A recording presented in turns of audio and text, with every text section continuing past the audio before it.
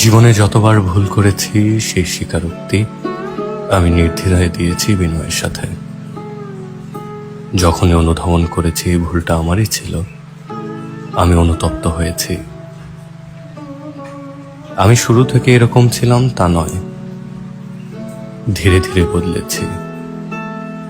আমি যখনই দেখলাম নিজেকে সঠিক প্রমাণ করার চেয়ে ভুল মেনে নেওয়া সহজ, ঠিক তখন থেকে আমি নিজেকে সঠিক দেখানোর প্রয়াস ছেড়ে দিয়েছি।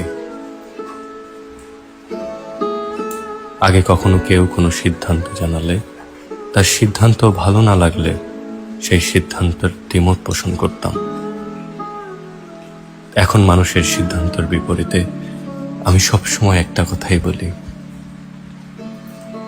আপনি যেটা ভালো মনে করেন।